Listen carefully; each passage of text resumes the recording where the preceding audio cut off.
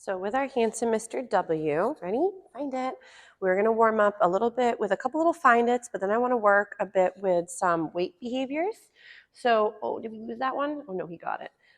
Sometimes again, when I toss the snacks, they roll and of course they get underneath the doorways sometimes or a crack of the floor. So you see that for Mr. Handsome, he has gotten a lot better with the jumping, but typically, remember that his jumping tends to be a little bit of a displacement behavior, which again is normal dog behavior, but exaggerated, nice job, because of his comfort range. So when your puppies get overwhelmed, some of them start to do excessive jumping, some of them might be especially mouthy, or how they take their food might be even harder. So remember that a lot of times your puppy is trying to communicate in the only way they can, which is typically through their body language and also sometimes verbally. So with Mr. Handsome, now that he's gotten a little bit more comfortable doing some of these find its, ready? We're going to go ahead and toss another one just off into the distance so we can go search for it.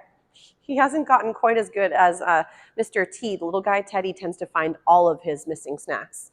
So what we're going to do is, we were working earlier with our stay behavior or our cue. We're going to now start to work on a bit with our wait. So wait is different than your stay.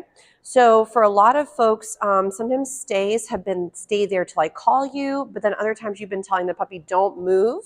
So if your pup, for example, is confused with what to do with a stay, I know we just dived into stays just a few moments ago. View stay as in the only time your puppy's being fed is for the stationary. That was a very nice leap through the air. So ready, when we get a little sit. So with the stay behavior, you're feeding for stationary. With wait, you're going to be feeding your pup when they come to you from a stationary position, like again, waiting. Oh, he says maybe I'll check out outside. He did just recently go to the restroom, so I think he should be okay. I think he's just checking it out.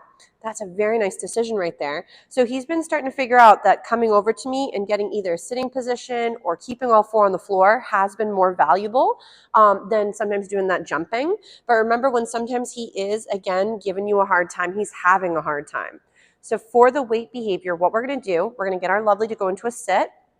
We're going to tell him to wait. So I normally do a one finger wait and open palm for my stay. This is, again, whatever hand signal makes sense to you guys. I would just make sure that your hand signals are not the same for many different behaviors. So right here, I'm just going to get his attention with that positive interrupter. Yes, nice job, sir. So then from here, I'm going to see if I can work a little bit of a wait. So I'm going to lure the puppy into a sit. I'm going to tell him to wait, have him hold it for a second. That was a nice big burp he just did. And if your puppy wiggles, because again, maybe I was blabbing a little too long, I'm going to reset him up. Ready, sit, wait, and then Winston, come. Nice. So you'll see that in the beginning when I'm working with any of my behaviors is that I don't add in all the different elements at once. So what I mean by that is I'm not working time frames